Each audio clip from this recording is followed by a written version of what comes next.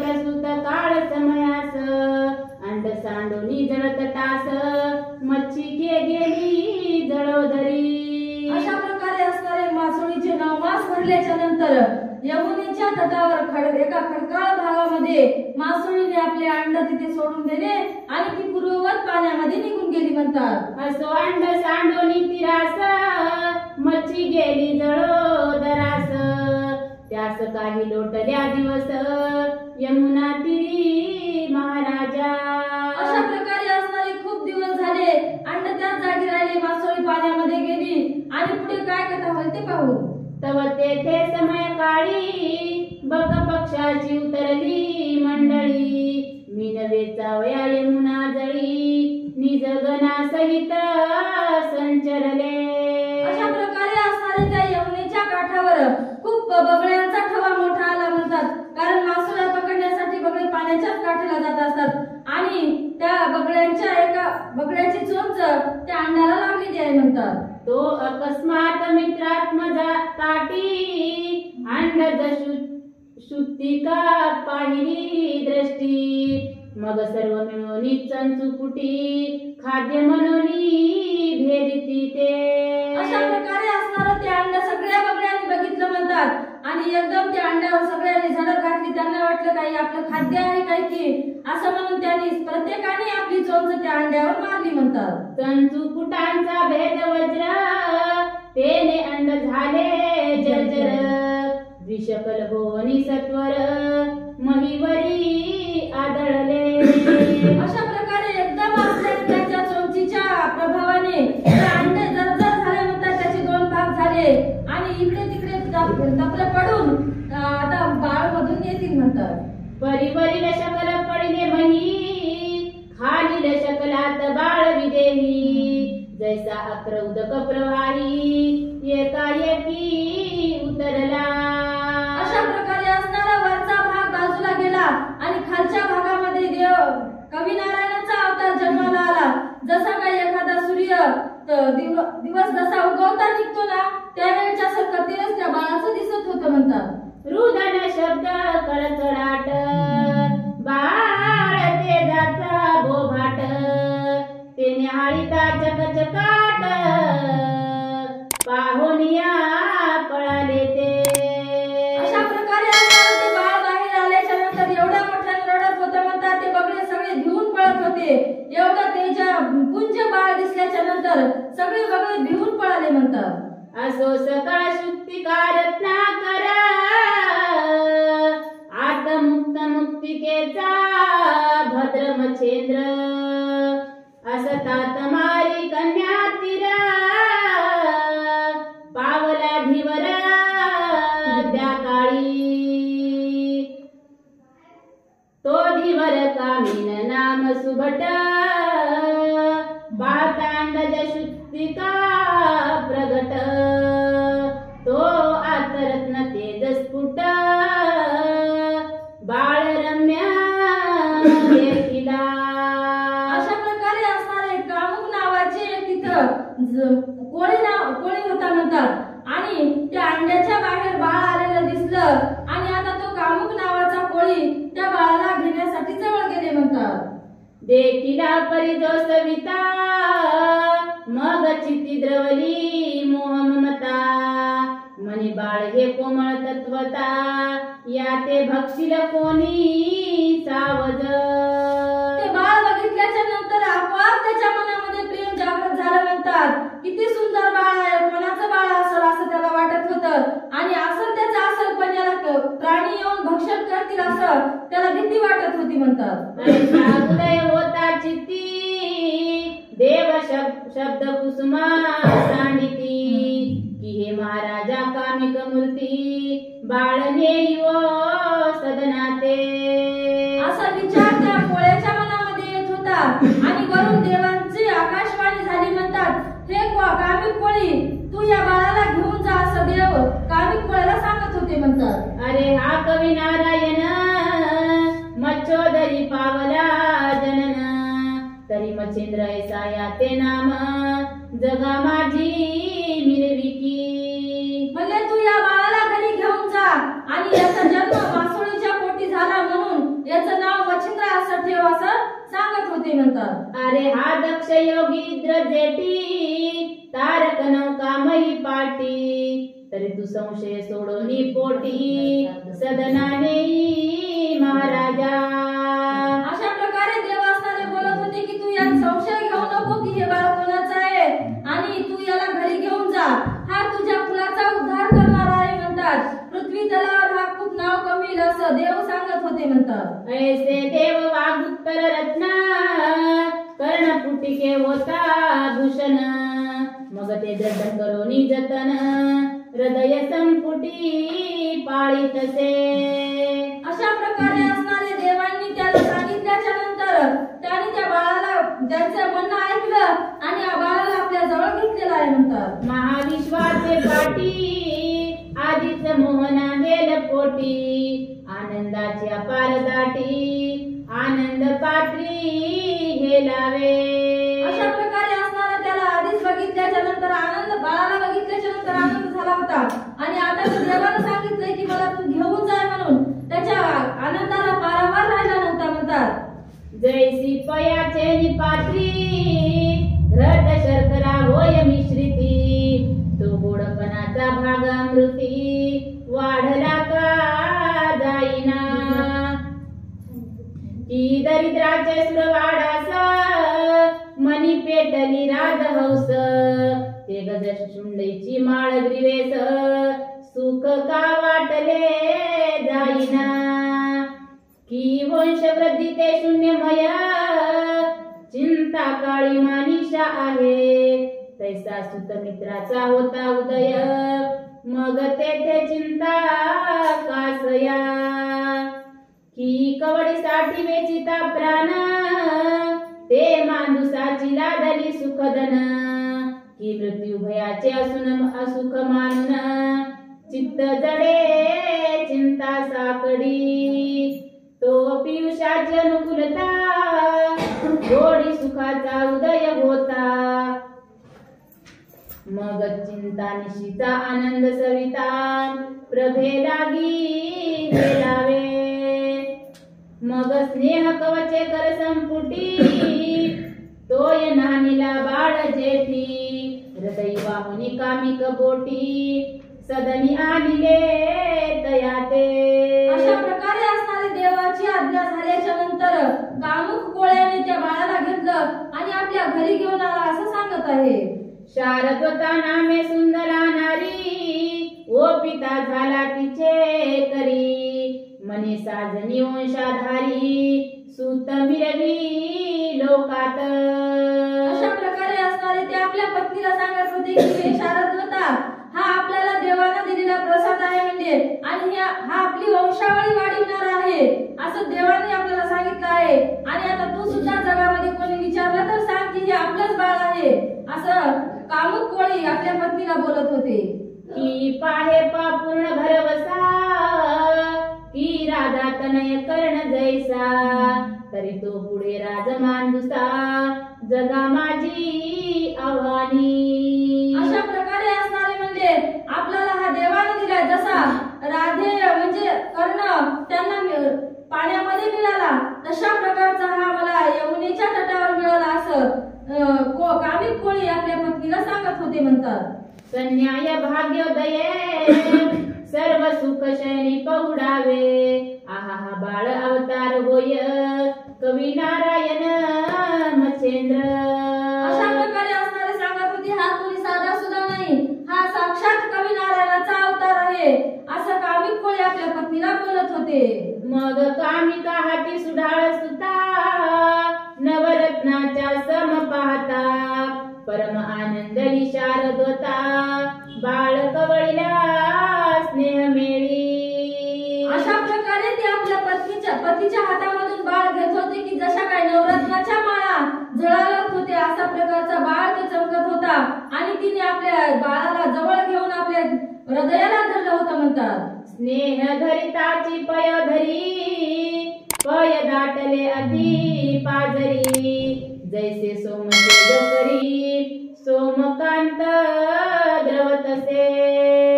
देवानं अशी कृपा केली म्हणतात बाळाला हृदयाला लावल्याच्या नंतर तिला आपोआप मातीला त्या पाना फुटला होता म्हणतात. असो कुशांचे मंडन स्नेह भावे होता संगोपन मग बाळ जठर पिंडीचा अग्न पय पाहोनी स्वीकारी. अशा प्रकारे असणार बाळ हे अति भुकेलं होतं म्हणतात आणि मातेनं आपल्या हृदयाला लावल्याच्या नंतर त्याला पाना पाजून बाळ पाना पिऊन अगदी आनंदित होऊन माते जवळ राहत होतं म्हणतात. तहे स्नेहाचा ओघ बाणे बाळ अंगी करोनी मार्जने तपोदकी घालोनी स्नाने पालकाते हलवितसे.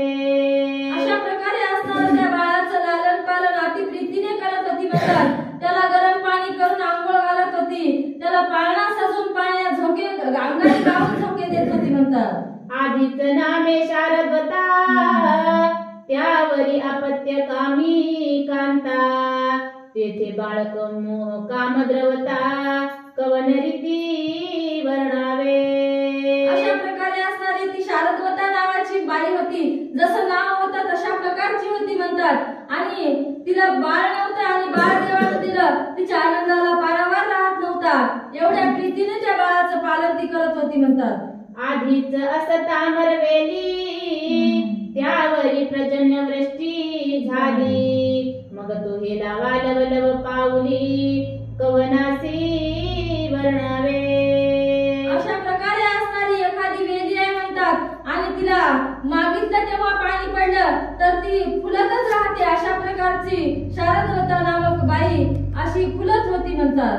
ऐसे परी आनंद स्थिती दिवस लोटले काहीसे मिती 5 वर्षे वयावरती मच्छिंद्रनाथ मिरवला. अशा प्रकारे असणारे लहानपण गेला आणि काही दिवसांनी मच्छिंद्रनाथ 5 वर्षाचा झाला असं सांगत आहे. तव कोणे एके दिवसी सुदिनी उदयिक भूमिसी पिता मने समारी कन्येसी चला जाऊये मच्छिंद्रा. तो कोळ्याच्या जातीचा होता आणि कोळ्याचा धंदा म्हणजे मासोळ्या पकडण्याचा होता आणि तो मच्छिंद्राला म्हणत होता की हे मच्छिंद्रा आपण समुद्र तीरावर जाऊ आणि मासोळ्या पकडायला सुरुवात करू असे त्याचा बाप त्याला बोलत होता म्हणतात. अवश्य म्हणे मच्छिंद्रनाथ कृतांत भगिनी तीरायत मग जळोदरी संचरोनी तात मच्छ बाळा आव्हानी तसे. अशा प्रकारे तो खोल पाण्यात जात असे मासोळ्यावर काढायचा आणि आपल्या बाळाजवळ द्यायचा. अशा प्रकारे त्यांचं काम सुरू झालं म्हणतात. तव जाळ्या सवे मीन धाडी आतुल्या ओढी कर संपुटी बाहेर काढीता कामिक जेटी महिमिनाते सोडितसे. अशा प्रकारे मच्छिंद्रनाथाचे वडील पाण्यामध्ये गेले आणि जाळं टाकून मासोळ्या पकडायचे आणि त्याला काढून भोईवरती टाकायचे असं त्यांचं काम चालू झालं म्हणतात. मच्छिंद्राची म्हणे सुतोत्तमा वेचोनी साठविया मीना ऐसे वदोनी कामिक पुन्हा जळा माझी संचरे. पाण्याच्या मासोळ्या जमिनीवर काढलेल्या होत्या. मच्छिंद्रनाथाला म्हणत होते की हे मच्छिंद्रा या सगळ्या मासोळ्या आता तू काय कर एका जागी टोपल्यामध्ये जमा कर. मी पुन्हा मासोळ्या आल्यानंतर पाण्यामध्ये जातो असं सांगून कामुक कोळी पाण्यामध्ये उतरले म्हणतात. येरीकडे मच्छिंद्रनाथ मी न देखता मने होतात आहा मातुळ कुळा घात कामिका ताता मांडिला. अशा प्रकारे असणारे मच्छिंद्रनाथ मनाला म्हणत होते की हे आपल्या कुळाचा नाश करणारं कृत्य आहे आणि हे काम बाबा का करत आहेत असं मच्छिंद्रनाथाच्या मनाला वाटत होतं म्हणतात. तरी आपण असत ऐसे राहटी बरवेपणे पाता दृष्टी हे योग्य नवे कर्म पाठी उपकारा मिरवावे. बाबा जे काम करत आहेत ते काम बरोबर नाही म्हणतात आणि त्याने केलं म्हणून आपण आता हे काम असं करू नये असं त्यांना वाटत होतं. आपण काहीतरी दुसऱ्याच्या जीवाला उपकार करावा जीवावर त्याच्या असं आपलं काम आपला जन्म त्याच्यासाठी झालेला आहे असं मच्छिंद्रनाथाला वाटत होतं म्हणतात. पूर्वी अस्तिके मातुळ कुळा रक्षिले आपुले तपाचे निबळे राम बोधोनी सत्र पाळे नागकुळा वाचविले. ज्या प्रकारे आस्तिक मुनीनं सर्पिणीला एका वडाच्या पोकळीमध्ये ठेवून त्यांच्या कुळाचा उद्धार केला आणि त्यांचं कुळ वाचविलं, तशा प्रकारचं आपण काहीतरी आता युक्ती योजावी आणि या मासोळीचा उद्धार करावा, त्यांचं रक्षण करावं असं मच्छिंद्रनाथाला वाटत होतं म्हणतात. मग एक एक मत्स्यवेचोनी प्रवाहा मेळवी जीवना लागोनी ते कामिकता ते दृष्टीने पावोनी परमचित्ती शोभला. त्याच्या बापाने त्याला सांगितलं होतं की एक एक मासोळी जमा करा आणि टोपल्यामध्ये भर. त्याने एक एक मासोळी उचलली, जशी पाण्यामध्ये होती तशी टाकून दिली म्हणतात. जैसा परम सबळ पेटला मिरवी वडवानळ देवी कामिक क्रोधाग्नी प्रबळ हृदया माझी धडाडी. त्याच्या बापानं बघल्याच्या नंतर असा त्याला राग आला म्हणतात, जसा काय वडवानळ, जसा काय डोंगर पेटला एवढा त्याच्या अग्नी हृदयामध्ये पेटला होता. आणि आता मच्छिंद्रनाथाला येऊन काय बोलतील ते पाहू. की मेघ मंडळाच्या दाटी जपळा पळती ते जावटी तैसा धडाडोनी क्रोध पोटी बाहेर आला तत्क्षणी. जशा प्रकारचं म्हणतात मेघाचा कडकडाट व्हावा आणि विजा चमकाव्या, तसा त्याच्या तेवढ्या लवकर जो कामिक कोळी पाण्याच्या बाहेर येऊन मच्छिंद्रनाथाला बोलत होता म्हणतात. लक्षोनी मच्छिंद्राचे मुखमंडन स्वकरपुटी केले ताडन मने जळोदरीचे काढिता मीन बहुश्रम जानसी. अशा प्रकारे पाण्याच्या बाहेर आला आणि तात्याचा नियम धरून मारलं. इतकी जोरात मारली तात्याला माहित आहे अशी. आणि मच्छिंद्रनाथाला काय बोलत होता ते बघा. तरी पुन्हा जळोदरी मच्छ सोडी तोसी कैसा भिकारी खासील काय उदरांतरी भीक मागो जाशील. अशा प्रकारे बोलत होता. अरे म्हणला हे धंदा करून आपल्याला आपलं पोट भरायचंय आणि तू एक एक काढलेली मासोळी पाण्यात टाकायला काय खातो म्हणला, तुला भीक मागायची येळ येईल म्हणू लागला. ऐसे ऐकोनी कामिक वचने मनात मच्छिंद्र करी बोलणे सर्वात पवित्र भिक्षाने दोष त्यासी काही नसे. ज्या भिक्षेचं पवित्र अन्न असते त्या भिक्षेच्या पवित्र अन्नाला तुम्ही दोष द्यायला म्हणला. भिक्षा मागून खाल्लेली तर अति उत्तम आहे असं मच्छिंद्रनाथ आपल्या बापाला बोलत होता म्हणतात. तरी हाची आता उपदेश आरंभावे भिक्षानास येरीकडे जळोदरास कामिक तेव्हा संचारला. अशा प्रकारे असणारे मच्छिंद्रनाथाने बोलणं ऐकलं आणि त्याला लक्षात आलं की बरं झालं म्हणजे बाबांना आपल्याला लक्ष काढून दिलं, आपल्याला ते चालणं पवित्र आहे आणि आता आपण भिक्षाच मागायला सुरुवात करायची आहे. आणि असं बोलून मच्छिंद्रनाथ बाजूला गेले आणि कामिक कोळी पुन्हा पाण्यामध्ये संचरला म्हणतात. येरीकडे मच्छिंद्रनाथ दृष्टी चुकवून गमन करीत भ्रमण करिता द्वैतवनात सुधाळ जागा दिसेना. अशा प्रकारे असणारे मच्छिंद्रनाथ बाबाला बोलले आणि त्यांची दृष्टी चुकवली आणि वनामध्ये गेले, पण तिथं त्यांना तप करायला चांगली जागा दिसत नव्हती म्हणतात. मग उत्तर दिशा बद्रिकाश्रम पाहता झाला योग धूम तेथे 12 वर्ष उत्तमोत्तम योगा लागी आचरला. अशा प्रकारे असणारे त्या वनातून जात जात मच्छिंद्रनाथ उत्तर प्रदेश म्हणजे बद्रिका आश्रमाला निघून गेले म्हणतात. ते तीव्र तप गाशुची स्मत मंत्र दृष्टी अद्वैत वनात लोहकंटक पाद पुष्कात देवनी तप करीतसे. आणि त्या बद्रिका आश्रमाला जाऊन मच्छिंद्रनाथाने एवढी घोर तपश्चर्या करायला सुरुवात केली म्हणतात. लोहाच्या काट्यावर आपला अंगठा ठेवून मच्छिंद्रनाथाने तप करायला सुरुवात केली आहे असं सांगत आहे. उद्धव वायूचे करुणी भक्षण दृष्टी अर्का देवनी दान वाचा करुणी कृष्णार्पण हरी भजनी निरवला. अशा प्रकारे असणारे अन्नाचा पाण्याचा त्याग केला आणि आपलं मन फक्त कृष्णार्पण म्हणजे कृष्णालाच देऊन टाकलं. देवाचं चिंतन अहोरात्र करायचं आणि वारं भक्षण करून त्याने आपली तपश्चर्या पूर्ण केली म्हणतात. शरीर क्लेशा देव निदान ईश्वरी वेद तनु मन प्रमाण तेने अस्ति पंजरावरण त्वचा तुकी मिरवितसे. त्याचं एवढं तप खडतर होतं म्हणतात की त्याच्या अस्तित्वाच्या एक झाल्या होत्या. अंगावर मांसाचा थोडा सुद्धा असा लेश राहिला नव्हता म्हणतात.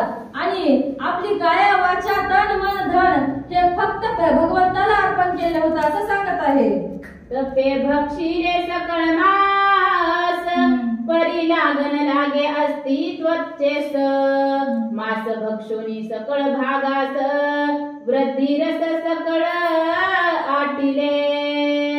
अशा प्रकारे असणारी मच्छिंद्रनाथाची अवस्था झाली म्हणतात. मांसाचा असा कण सुद्धा त्यांच्या अंगावर राहिलेला नव्हता म्हणतात. सगळ्या हाडाला त्यांचं कातडं चिटकलेलं होतं. एवढी घोर तपश्चर्या मच्छिंद्रनाथ करत होते म्हणतात. नेत्र फिरोनी झाल्या वाती दिसो लागली का पासरती सकळ तेजाची आटली ज्योती महाघोर तपाने. अशा प्रकारे असणारे त्यांचे नयन असे पांढरे शुभ्र होत होते म्हणतात. असं काय जणू त्यांचा जीव जातो की काय असं वाटत होतं. आणि त्यांच्या शरीराची सगळ्या वाती झाल्या होत्या. मांसाचा पत्ता राहिला नव्हता. एवढी खडतर तपश्चर्या मच्छिंद्रनाथाची चालू झाली होती म्हणतात. अस्तित्वचा व्यक्त होवनी शिरा दिसती चांगुलपणी सर्व अंग गेले वाळोनी काष्टापरी मिरवितसे. एखाद्या वाळलेल्या लाकडासारखी त्यांचं शरीर झालं होतं म्हणतात. फक्त त्यांच्या नसा आणि कातडं दिसत होतं आणि मधून हाडं कातड्याला चिटकलेली होती अशी त्यांची अवस्था झालेली होती म्हणतात. ऐसे क्लेश संभविता मच्छिंद्र अंगी जाणवत तो तेथे अकस्मात अत्रिनंदना पातला. अशा प्रकारे असणारी मच्छिंद्रनाथाची अवस्था बघितली आणि मच्छिंद्रनाथाला भेटायला तिथे दत्तात्रय प्रभू आले आहेत असं सांगत आहे. संचरणी देवालया कविता झाला उमाराया हे दक्ष जा माता करुणालया दिगंबरा आदिपुरुषा. अशा प्रकारे असणारे दत्तात्रय प्रभू महादेवाच्या मंदिरात आले आणि प्रथम महादेवाला नमस्कार करून त्यांची स्तुती करायला सुरुवात केली म्हणतात. हे दिगंबरा, हे महादेवा, हे पार्वतीवरा, हे दक्षजा माता अशा प्रकारे त्यांनी महादेवाची स्तुती करायला सुरुवात केली म्हणतात. कामांत कापणी वेष्टका रुंडभूषणा कैलास नायका अपर्णा निधाना कामांतका वृषभारोहणा महाराजा. अशा प्रकारे अशी अनंत नामावली गाऊन दत्तात्रय प्रभूने महादेवाची स्तुती करायला सुरुवात केलेली आहे म्हणतात. हे सकळ दानवांतका देवादिशा उमाकांता प्रळय रुद्रा त्रिपुरातका शूळपाणी महाराजा. हे दुष्ट दैत्यांतका, हे महाराजा, हे अपर्णाधवा, हे महादेवा अशी दत्तात्रय प्रभूने प्रार्थना करायला सुरुवात केलेली आहे म्हणतात. हे शंकर नामाभिधानी पंचवक्त्रा त्रिनयनी भस्मधारणा उमारमणी नरकपाळा विराजसी. हे शंकरा, हे त्रिनेत्रा, हे महादेवा, हे अपर्णापती अशी स्तुती महादेवाची करायला सुरुवात केलेली आहे म्हणतात. ऐसे स्तुतीचे वाग्रत्न दत्ते अर्पिता माळा करून तेने दोषोनी कामदहन प्रत्यक्षपणे मिरवला. अशा प्रकारे